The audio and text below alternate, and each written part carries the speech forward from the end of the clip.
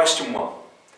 Can you give some examples of how you have changed student lives that will equip you for the role of being president? Well, I've had 3 principal involvements in the Students' Union that may have affected students.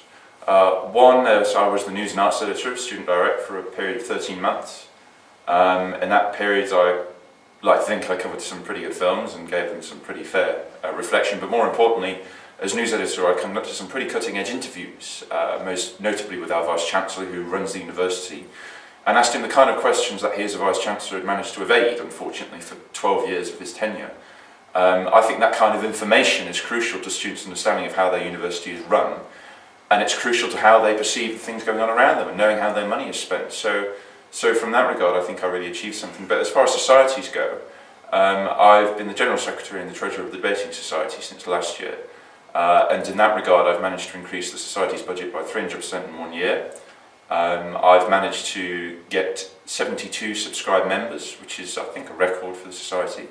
And I've managed to attract a lot of high-profile guests who any student that wants to can come and question, such as the Chief Constable of Greater Manchester Police, Oxford professors, politicians, religious figures.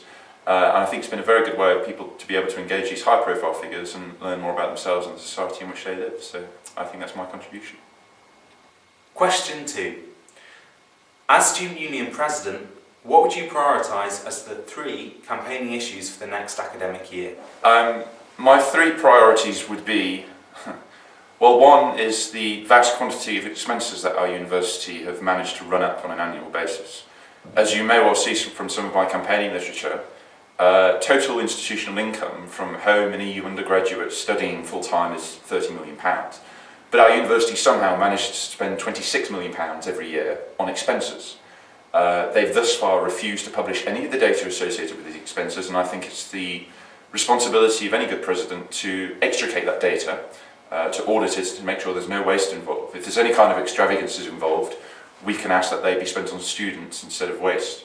My second issue would be making all of the student media, that's Student Direct, the website, and Shock Radio, editorially independent, so they are free to criticise both the university and the Students' Union.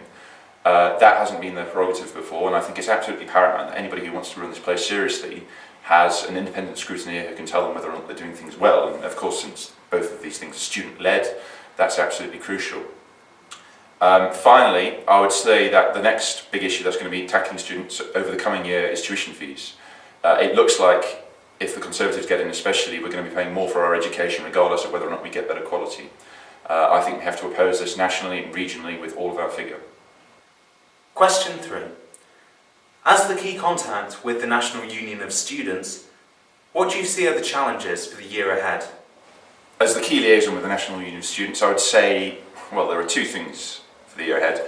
One is that former President of the Students' Union here, Mr. Usman Ali, is running for a national NUS position, Vice President of Higher Education, and I think it would be my responsibility if I was to win the presidency to ensure that he had the full support of the Students' Union to campaign vigorously for him to represent Salford as well as other students nationally.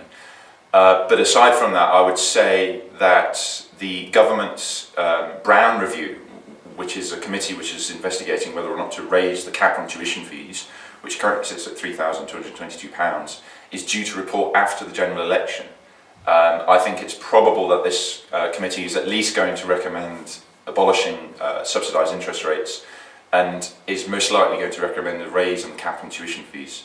So I think we really do have to pressure NUS not only to offer the alternative and the blueprint that they've put forward themselves, which is very effective, but to campaign against any raise in the tuition fee, which is going to see students paying more for a potentially worse service, which I think will be detriment to ourselves as students, to whoever follows us in the next generation of students, and to the country and to the economy.